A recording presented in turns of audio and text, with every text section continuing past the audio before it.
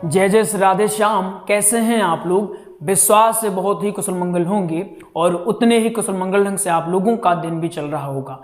आज की क्लास श्री राम कथा प्रवक्ताओं के लिए या जो श्री राम कथा सीख रहे हैं उनके लिए बहुत ही महत्वपूर्ण होने वाली है। क्यों महत्वपूर्ण होने वाली है? क्योंकि आज सिर्फ और सिर्फ एक ही क्लास में आप श्री राम कथा को लेकर जितने भी प्रश्न हैं, जैसे श्री राम कथा सीखना प्रारंभ कहाँ से करें या फिर श्री राम कथा कैसे सीखें, श्री राम कथा अगर सीख गए हैं तो प्रचार अपना कैसे करना चाहिए, अगर प्रचार हो गया है, अब हमारी पहली बार कथा होने जा रही है तो हमें किन किन बातों का ध्यान रखना चाहिए, कैसा भोजन करना चाहिए, व्यासपीठ पर कैसे बैठना चाहिए, व्यासपीठ पर पुस्तक कौन सी रखनी चाहिए, ये सारी चीज़ें हम आज की क्लास में डिस्कस करेंगे। यहाँ तक कि हम ये भी समझेंगे कि जो वैदिक ब्राह्मण आएंगे आपकी पूजन करवाने वो कहाँ से आप लाएंगे, जो संगीत टीम होती है वो कहाँ से आएगी। आमतौर पर जब हम नया सीखना प्रारंभ करते हैं और नई कथाएं मिलती हैं तो ये सारे डाउट हमारे पास आते हैं और ये बड़ा सा प्रश्न चिन्ह आ जाता है और समस्या तब होती है जब हमें कोई बताने वाला भी नहीं होता है। तो अगर आपके पास भी ऐसे कोई हैं जिनको कोई मार्गदर्शक नहीं मिला है, वो परेशान है कि कहाँ से शुरू करना चाहिए, क्या करना चाहिए, तो यह क्लास उन तक जरूर पहुंचाएगा। आइए शुरू करते हैं आज की महत्वपूर्ण क्लास। हम सबसे पहले आज सीखते हैं श्री राम कथा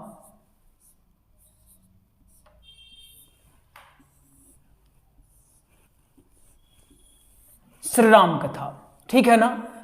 इसी के बारे में हम संपूर्ण जानकारी, कैसी संपूर्ण जानकारी हम आज समझने वाले हैं। तो सबसे पहले हम पहला प्रश्न जो हमारा था, सीखें कैसे, आता है ना कि या तो खुद सीखना चाहते हैं, अपने बच्चे को सिखाना चाहते हैं, अपने मित्र को, अपनी बिटिया को, जिसे भी सिखाना चाहते हैं तो सिखाएं कैसे, क्या मामला है, क्या मजरा है, समझते हैं आराम से। परेशान नहीं होना है, ज़्यादा हाइपर नहीं हो जाना है, मुस्कुराते रहना है, थोड़ा दुखी नहीं रह जाना है ना। हमारे गुरुजी कहते थे, बेटा मुस्कुरा कर गम का जहर पीना, जिसको आ गया है हकीकत इस जहां में उसको जीना आ गया। दर्द बहुत है सीने में खुलासा कौन करे, मुस्कुरा देते हैं यूं ही व्यर्थ में तमाशा कौन करे। मुस्कुराते रहना है, परेशान नहीं होना है, खासकर कथाओं को लेकर इतना हवा बना के रखे हैं, कथा सीखना ये है वो है, तब करना पड़ता है, जब करना पड़ता है, घनघोर हिमालय में जाना पड़ता है, ऐसा कुछ भी नहीं है। ज़्यादा परेशान नहीं होना है, ठीक है ना। आराम से सीखेंगे, सब कुछ सीखेंगे। अब प्रश्न उठता है, सीखें कैसे। चलिए, हमने सोच लिया हमें श्री राम कथा सीखनी है, तो सीखें कैसे। एक बालक है,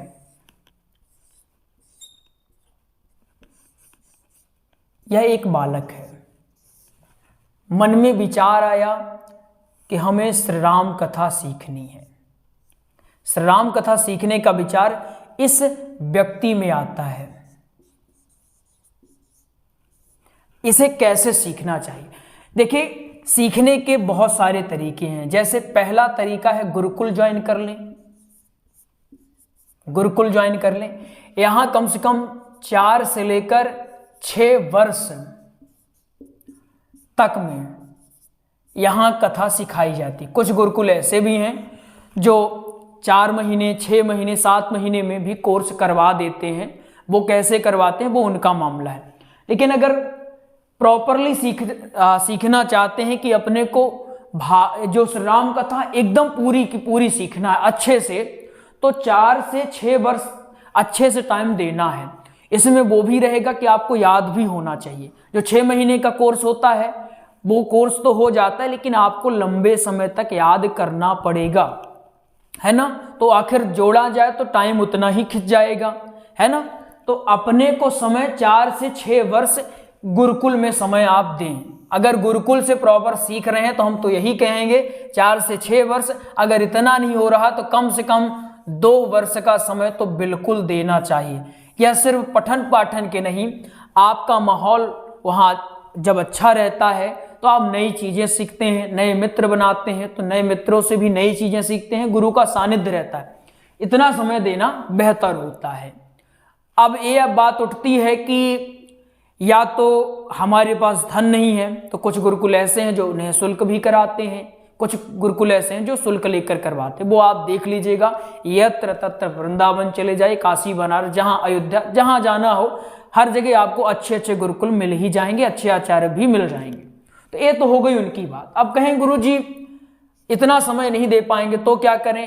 अब अच्छा सिस्टम और चलने लगा है ऑनलाइन कथा का, ऑनलाइन क्लास का। ये होती हैं ऑनलाइन क्लासेस।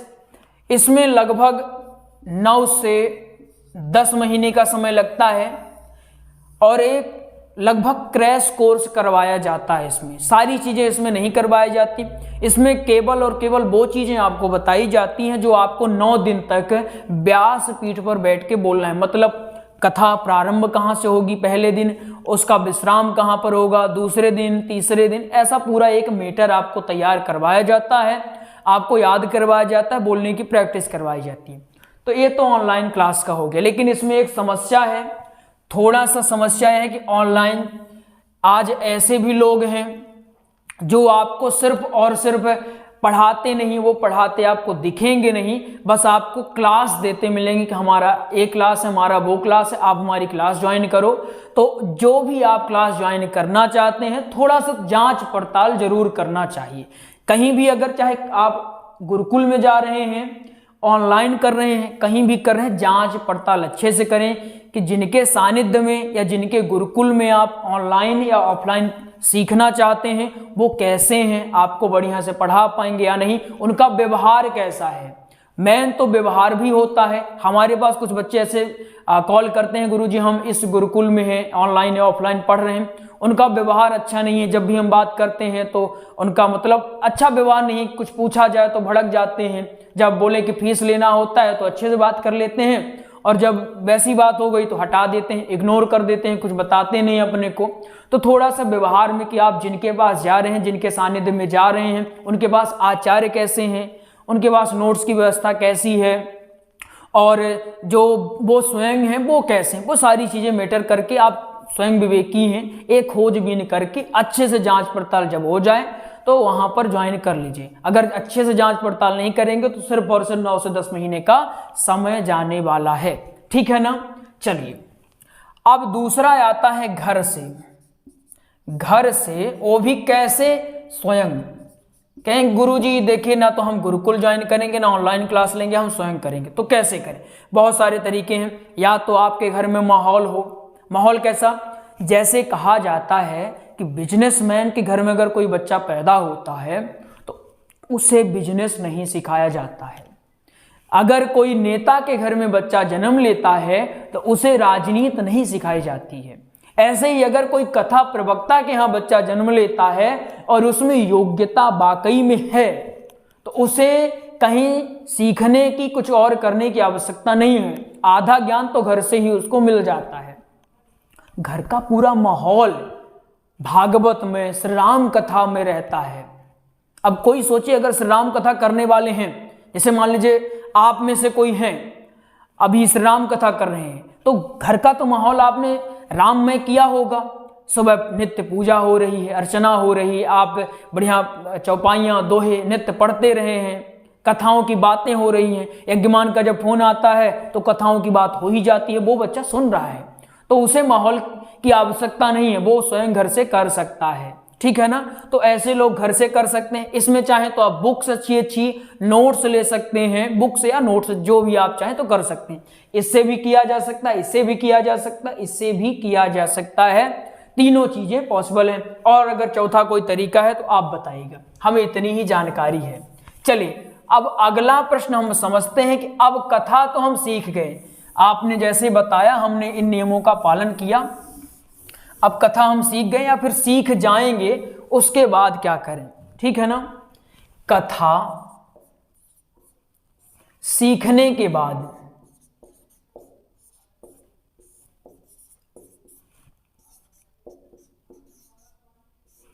कथा सीखने के बाद क्या करना चाहिए। देखिए, सबसे महत्वपूर्ण चीज है कथा सीखने के बाद ही या सीखने के दौरान ही अपने व्यवहार में परिवर्तन कर देना चाहिए। व्यवहार में परिवर्तन, व्यवहार में, आचरण में, पहनावे में, इन सब में आपको परिवर्तन कर देना चाहिए। जैसे जब हम कॉलेज में थे तो अब कॉलेज में तो नॉर्मली पैंट शर्ट ये सब पहन के जानना होता है, तो खासकर पैंट वो जीन्स वाले, वो जो फटे फटे जीन्स आते थे और वो एकदम डेनिम वाली जैकेट से एक कैप टेढ़ी लगा लिया, यहाँ हेडफोन खोस लिया, ये यहाँ बल्ले पहन लिए, सब कर लिए कॉलेज में। लेकिन जब हमने कहा कि नहीं भाई, अपना क्षेत्र तो ये हो चुका है और यहाँ का ऐसे जब हम रहेंगे तो बच्चे सीखेंगे वही चीजें, तो हर चीज तो हम नहीं कर सकते। हम एक शिक्षक है, कथाकार नहीं है, तो शिक्षक के तौर पर हर चीज तो नहीं कर सकते, एकदम तड़ाम झड़ाम रहे, पूरा माला पहन ले, सब कर, वो तो नहीं कर सकते हम, लेकिन कुछ चीजें कर सकते हैं। तो वो हमने, जो हम अभी तक जींस पहन के एक पोज मारा करते थे, कहीं भी गए एक ऐसे खड़ा होकर खिंचा ली फोटो, कहीं भी एकदम खिंचा रहे, कुछ भी कर रहे हैं, तो वो अब बंद हो चुका है। कितने साल से? 4-5 साल से बंद हो चुका है। क्यों बंद हो चुका? क्योंकि हम अब वो एक पीरियड वो था, अब ये पीरियड हो चुका है। पीरियड का मामला है ना। अगर मैथ वाले पीरियड में आप अंग्रेजी की चीजें घुसेड़ दें या फिजिक्स वाले पीरियड में आप बायोलॉजी का पीरियड घुसेड़ दें तो मामला डगमगा जाता है। ठीक वैसे ही आप हैं, आपके लिए कुछ ज्यादा ही नियम है। जैसे हम शिक्षक के तौर पर हमारे लिए थोड़ा नियम कम हो जाते हैं। हमारे लिए क्या नियम होगा कि हम क्लास को अच्छे से संचालित करें, आपको अच्छे से बता दें कि आपको समझ आ जाए, है ना। बाकी चीजें ज्यादा नहीं होती हैं, लेकिन आपको सब कुछ मायने रखता है। आपके लिए हर चीज मायने, कि आप चोटिया भी रखे हो, आप जनेऊ भी धारण किए हो बढ़िया से, ज्यादा यहाँ लपक झपक भी ना हो, धोती आपके पास धोती होनी चाहिए, धोती हो, कुर्ता होना चाहिए, कुर्ता पहने हुए होना चाहिए, तिलक लगा होना चाहिए, ये सारी चीजें होती हैं। तो व्यवहार में और पहनावे में आपको परिवर्तन करना पड़ेगा कथा सीखने के बाद, ठीक है ना। एक वक्ता जो आप बनने जा रहे हैं वो व्यासपीठ में बैठने वाले हैं। अगर आप व्यासपीठ में नहीं बैठना चाहते तो रूल थोड़ा आपके लिए कम हो जाएंगे, लेकिन व्यासपीठ में बैठने जा रहे हैं तो वहां की कुछ गरिमा होती हैं। गरिमा कैसी? वहां गलत शब्द नहीं प्रयोग करना है, जो अपना शास्त्र सम्मत चीजें हैं उनको करना है, उनको फॉलो करना है ना। तो वो चीजें अगर आप सीखने के बाद नहीं करते हैं तो थोड़ा सा गड़बड़ी यहां होती है। तो क्या करेंगे? व्यवहार में परिवर्तन। और इंपॉर्टेंट क्या है? प्रचार। प्रचार क्यों इंपॉर्टेंट है? देखिए, मान लीजिए कोई रूम है, यहां हमने क्या जला दिया? दीप जला दिया, दीप या अगरबत्ती कुछ भी जला दिया, दीप हमने प्रज्वलित कर दिया, ठीक। अब हमने पूरी दीवार बंद कर दी, चारों तरफ से पैक कर दी, पूरा रूम पैक है हमारा। तो क्या यह दीपक की रोशनी या जो अगरबत्ती है इसकी खुशबू, धूप बत्ती की खुशबू बाहर जा सकती है क्या? बताइए, जा सकती है क्या? कहां से जाएगी? पैक है पूरा। तो क्या करना पड़ेगा? अपने को थोड़ा थोड़ा खोल देना पड़ेगा। पूरा खुल जाए अच्छा है, थोड़ा थोड़ा हमको खोल देना पड़ेगा, इससे प्रकाश भी बाहर जाएगा, सुगंध भी बाहर जाएगी। ऐसे ही प्रचार काम करता है। प्रचार में विशेष ध्यान देना पड़ेगा। आपने बहुत सारे लोगों को देखा होगा, कथा सीख गए, अच्छी कथा भी कर लेते हैं, एक्सप्लेन अच्छे से कर लेते हैं, पहनावा भी ठीक है, लेकिन उन्हें कोई बुला नहीं रहा है, घर में पैक है। अब इतने परेशान हो गए हैं कि अब अर्थ की तो आवश्यकता होती है। भले ही हवा हवाई बातें कर ले, जो कि हम करते नहीं हैं, कि पैसा क्या होता है, पैसा तो हाथ की मैल होता है, रगड़ देना चाहिए, अरे आप तो संत हैं, आपको पैसे की क्या आवश्यकता है। लेकिन सबका घर होता है, परिवार होता है, नन्हा सा पेट होता है, तो इसके लिए अर्थ की आवश्यकता होती ही है। अगर अर्थ नहीं है, बताइए, अगर आप एक टमाटर लेने जाओ, सिर्फ एक आपको चाहिए, पूरा बाजार घूम के आ जाओ, कोई आपको एक टमाटर वो भी देगा तो हीन भावना से देगा कि चलो मांगने आया तो ऐसे देने। आपको फ्री में दे दो अपने को, तो फ्री में आपको देखेंगे भी नहीं। अगर आपने कह दिया हमें फ्री में चाहिए तो कहेंगे चलो भाई निकलो निकलो निकलो यहाँ से। तो हर अर्थ तो सब कुछ नहीं है, लेकिन बहुत कुछ जरूर है, यहाँ अर्थ की आवश्यकता होती है। लेकिन जब क्या नहीं होता? प्रचार। तो ऐसे में क्या होता है, हमें कोई पूछता नहीं, राम कथा सीख कर बैठ गए घर में, अब कोई बुला नहीं रहा, अंदर एकदम खलबली मची है, घर कैसे चलेगा, परिवार कैसे चलेगा, क्या व्यवस्थाएं कैसे होंगी, ये सारी खलबली मची हुई है। तो ऐसे में क्या करता है व्यक्ति, ये मार्ग छोड़ करके कुछ और करता है, बिजनेस करने लगता है, कहीं नौकरी करता है, दुकान खोल लेता है, कुछ और करने लगता है, ये व्यवस्था आ जाती है ना। तो क्या कर लेना चाहिए, कथा सीखने के दौरान या सीखने के बाद आपको प्रचार करना चाहिए। प्रचार कैसे करेंगे, सत्संग के माध्यम से प्रचार करें, कार्ड बनवा लें, ऑनलाइन माध्यम से, बहुत सारे तरीके हैं, उससे आप प्रचार कर सकते हैं। प्रचार में विशेष ध्यान देने की आवश्यकता है, ठीक है ना। आ गया समझ में। अब आपका व्यवहार में परिवर्तन हो गया, प्रचार हो गया, अब आपको कथा मिल गई, तो अब पहली बार कथा हम कैसे करेंगे, ठीक है ना। आइए इसमें डिस्कस करते हैं। ये शायद बहुत महत्वपूर्ण टॉपिक है इस क्लास का, पहली कथा कैसे करें। पहली कथा कैसे करें। अब हमारी पहली बार कथा है, हमें कोई यज्ञमान जी ने बुला लिया कि महाराज आइए कथा हमारे यहाँ कर दीजिए, ठीक है ना। तो कैसे हमें कथा करनी चाहिए वो हम समझने का प्रयास करते हैं, ठीक। अब मान लीजिए आपके कोई यज्ञमान का घर है, यज्ञमान का घर है, एक वक्ता का घर है, वक्ता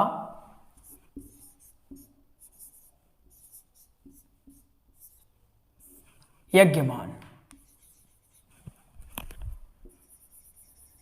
अब आपको क्या करने चाहिए, इनने आपको न्योता दिया कि महाराज हमें आपसे कथा करवानी है, आपको न्योता मिल गया, कोई तारीख ले लेते हैं 14 फरवरी, ठीक है ना। यज्ञमान जी ने कहा हमें 14 फरवरी से अपने घर में कथा करवानी है, ठीक है ना, इतना यज्ञमान जी ने कह दिया, ठीक। अब आपको क्या करना चाहिए, उन बातों का ध्यान रखते हैं। अभी तो इनके यहाँ क्या करना चाहिए वो हम बाद में डिस्कस करेंगे, व्यासपीठ में कैसे बैठना है, क्या बोलना है, कैसे करना है, पूजन कैसे करना, वो सब समझेंगे। लेकिन उससे पहले कुछ और चीजें वो करिए। पहले प्री प्लानिंग, पहला संगीत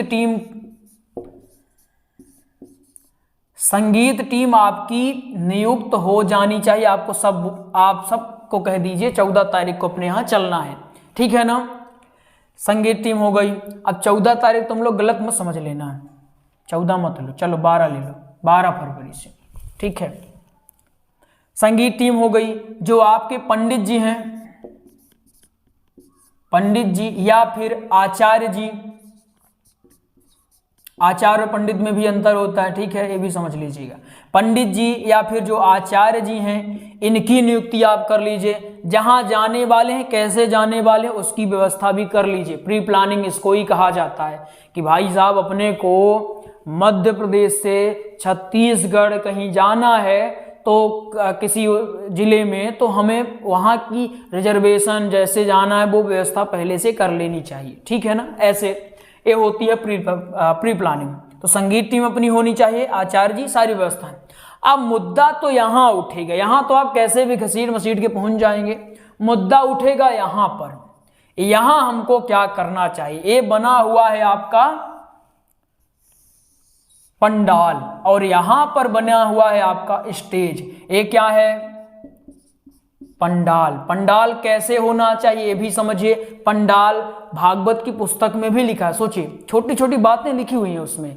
पंडाल ऐसा होना चाहिए जहां सारे जो भक्तगण हैं, जो सारे श्रोता हैं, आसानी से बैठ सकें, उन्हें बैठने में कोई समस्या नहीं होनी चाहिए। ऐसे पंडाल होना चाहिए। अगर पंडाल पर ज़्यादा विस्तृत आपको जानकारी चाहिए कमेंट करिएगा, अगली वीडियो उस विषय में बता देंगे।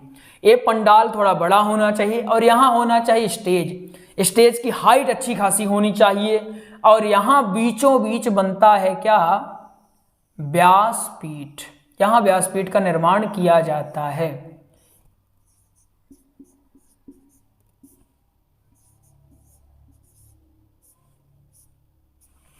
ये व्यासपीठ का निर्माण किया जाता है और ये व्यासपीठ में यहाँ सामने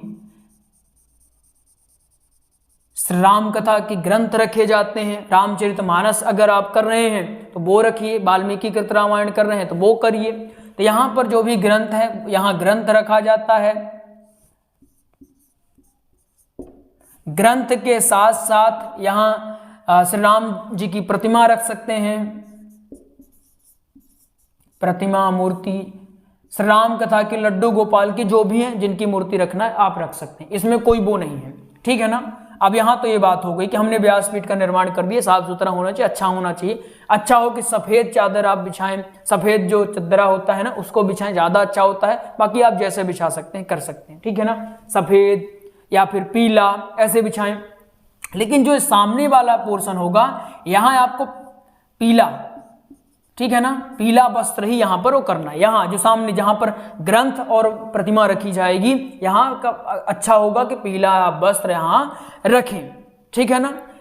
तो चलिए अब हम समझते हैं कि अब यहाँ इनके घर से निकल कर एक वक्ता आते हैं तो आपको क्या करना चाहिए। अब यहाँ एक वक्ता पहुंच गए हैं, ये वक्ता अब जा रहे हैं, कहाँ जाएंगे, ये व्यासपीठ में जाएंगे यहाँ से। अब इनको क्या करना चाहिए, धड़धड़ा के पहले बैठ तो नहीं जाना है कि पहुंचे एकदम थके थके, लो बड़ा सुकून मिला, सुकून हो गया भाई साहब, मजा आ गया, ऐसे नहीं कर देना। तो क्या करना है अपने को यहाँ जाते ही सबसे पहले तो मंच के नीचे रहें, तभी एक बार प्रणाम कर लेना चाहिए। अब ये छोटी छोटी बातें इसलिए बता रहे हैं, किसी को नहीं पता हो सकता है, आपको पता है अच्छी बात है, जिनको पता है उनको लो अरे यार इतनी छोटी बात, ये सबको पता होगा, लेकिन नहीं पता होता है। आमतौर पर आप में से ही बहुत लोग गलतियां करते हैं। कैसे गलतियां करते हैं, जो प्री प्लानिंग करनी चाहिए वो नहीं करते हैं और वहां जाकर के फिर परेशान हो जाते हैं। कभी नोट्स भूल गया, कभी बुक भूल गई, कभी कुछ और हो गया। तो जब ये चीजें हो जाती हैं, कभी जा करके सीधे विराजमान हो गए। अगर कोई नहीं है, ऐसी जगह आप कर रहे हैं कि उनको बेचारों को पता ही नहीं व्यासपीठ क्या होता है, मंच क्या होता है, नहीं है तो कोई टोक नहीं रहा है। अगर कोई विद्वान मिल गया तो आपको टोक देगा। अच्छा ये होगा कि हम किसी के न टोकने से प्रभावित हों, न कुछ कहने से। कोई कह रहा तो भी ठीक, नहीं कह रहा तो भी ठीक, हम अच्छे हैं ना, बस हम सब विधि पूर्वक करेंगे। अब विधि पूर्वक ना करने का जो दंड है खुद ही भोगना पड़ता है। गलत तरीके से अगर आप ये धार्मिक चीजें करते हैं, इसको व्यापार बना के करते हैं, तो उसका भुगतान आपको ही करना पड़ता है। चलिए समझते हैं, बातें बहुत हो गई। ये व्यासपीठ में आप पहुंचते हैं, प्रणाम करिए, प्रणाम करने के बाद विधिवत पूजन करवाइए, तिलक लगवाइए। इसके बाद आप यहाँ पर विराजमान हो जाइए, परिक्रमा करके विराजमान हो जाइए, ठीक है ना। इतना समझ में आया कि नहीं आया। अब प्रारंभ अगर आपको करना है तो सबसे पहले अगर आप कथा प्रारंभ करने चाह रहे हैं तो अभी आपको बोलना नहीं, पहले आपकी आरती हो जाएगी। आरती, अब आरती कौन करेगा, आपके संगीत टीम करेंगे। संगीत टीम जो भी वहां श्रोता हैं सब लोग मिल करके विधिवत आरती करेंगे। आरती के बाद आप जो आपके आचार्य जी हैं वो पुष्पांजलि पढ़ेंगे। पुष्पांजलि के आप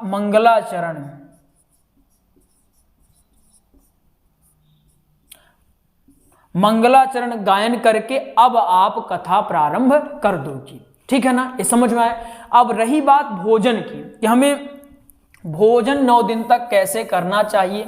देखिए भोजन में अब ये हमारा मानना है ना, बाकी हो सकता है मत हमारा अलग भी हो। हमारा मानना ये है कि भोजन के लिए कोई रूल ऐसा खास होता नहीं है, वो रूल हम खुद के लिए बनाए हुए हैं। कैसे बनाए हुए, अब अगर हमने ज्यादा भर भर के भोजन कर लिया और व्यासपीठ में यहां जाकर बैठ गए तो क्या होगा, दिक्कतें होंगी। जैसे बाथरूम लग गई या फिर पेट में गैस ही बन गई, फिर क्या करेंगे, दिक्कत होगी ना, उससे प्रॉब्लम क्रिएट हो जाएगी, है ना। बाथरूम सुन के परेशान मत हो जाना। एक वीडियो में हमने बाथरूम कहा, एक महोदय ये लंबा सा, आपने क्लास में बाथरूम कैसे कह दिया। भाई साहब ये क्लास है, ये व्यासपीठ नहीं है, यहाँ समझाना पड़ता है। छोटे छोटे बच्चे भी जुड़े, उनको समझाना पड़ता है। और हमारे हिसाब से यही अच्छा है कि जो आप अच्छे से समझ पाए वही तो। अगर हम भारी भरकम बोल रहे हैं, आपको पल्ले ही नहीं पड़ रहा है, तो क्या मतलब है? अच्छा तो ये होगा कि देखिए एक कड़ी जो आप क्रिएट कर देते हैं ना, इससे एक शिक्षक के तौर पर, एक गुरु के तौर पर व्यक्ति कुछ अच्छा नहीं बोल पाता है। अगर आपने कड़ी बना दी कि आपकी इतनी कड़ी है, इससे ज़्यादा आप कुछ नहीं कर सकते हो, इतना ही आप करो, तो हम अच्छा आपको शायद नहीं बता पाएंगे। अगर आपने हमारी कड़ी क्रिएट कर दी कि आप सिर्फ और सिर्फ संस्कृत बोलो या हिंदी बोलो, आप अंग्रेजी शब्दों का प्रयोग मत करो, तो फिर वो कड़ी जो होती है ना बहुत नुकसानदायक होती है। तो शिक्षक को शिक्षक रहने दो, शिक्षक को संत मत बनाओ, व्यास वक्ता मत बनाओ, सिर्फ शिक्षक रहने दो, है ना। तो हमें सिर्फ शिक्षक आप रहने दो, हमसे अच्छा होगा कि आप सिर्फ सीखो। अगर आपको अच्छा सीखने को मिल रहा, अच्छा सीखने को मिला कि अपने को व्यासपीठ में जाना है, तो सीधे ऐसे नहीं बैठना है, प्रणाम करके बैठना है। आहार कैसे लेना है? अल्पा स्वल्प आहार लेना है, स्वल्प थोड़ा सा लेना है। अच्छा होगा कि फलाहार लें, अगर आपको दिक्कत नहीं हो रही है तो फल का सेवन 9 दिन तक कर लें, फल दूध इनका सेवन कर लें, ठीक है ना। कुछ लोग ऐसे भी करते हैं, सुबह जैसे कथा होती है तो सुबह वो फल ले लेते हैं, दूध ले लेते हैं, भोजन वो शाम को करते हैं, रात में हो जाता है उनका भोजन। ऐसे कर सकते हैं, आप भी समझाते हैं, ठीक है।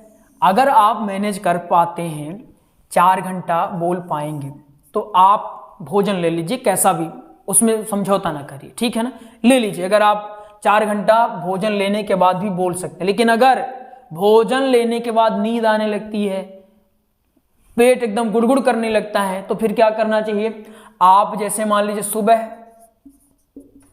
सुबह क्या करें, फल ले लें, और रात में भोजन ले लें, अच्छा जो भी भोजन आपको लगता है, लेकिन हल्का फुल्का ही ले लें, ज़्यादा बेटर रहेगा, ठीक है।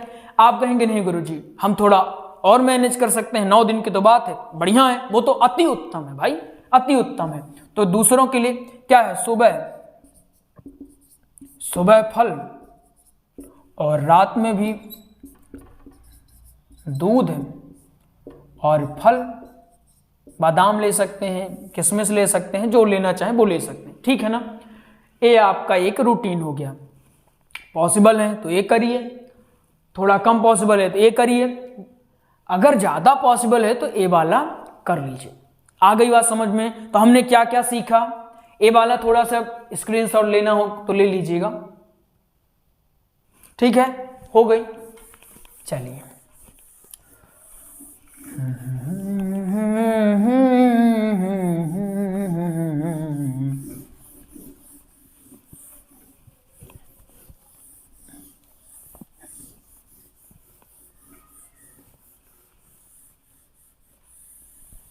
ठीक है, तो आपने मेनली इतनी चीज़ें समझ ली कि हमें सीखना कहाँ से है, सीखना कैसे है, सीखने के बाद हमें क्या करना चाहिए, जब हम सीख गए, कहीं कथा करने गए हैं तो क्या करना चाहिए। अब आता है मुख्य पोर्शन आज की क्लास का, एक कथाकार और एक यज्ञमान के बीच कैसा प्रेम, कैसा स्नेह होना चाहिए। देखिए, जो कोई कथा आपसे करवा रहा है, आपको कोई बुलाया है, इसमें आपकी महत्ता नहीं है। बहुत सारे लोगों को हमने देखा है, वो कथा करने जाते हैं, अपने आप को ब्रह्मा से ही कम समझते ही नहीं है कि सबसे ज्ञानी वही है, इतने नखरे कर देते हैं कि वो बेचारे परेशान हो जाते हैं कि क्या करना चाहिए। तो देखिए, जो यज्ञमान आपको बुलाए हैं तो उनकी स्थिति का देख लीजिए, कैसी स्थिति है, कैसी व्यवस्थाएं दे सकते हैं। जैसी व्यवस्था है आप एडजस्ट कर लीजिए कि हाँ ऐसी व्यवस्था है।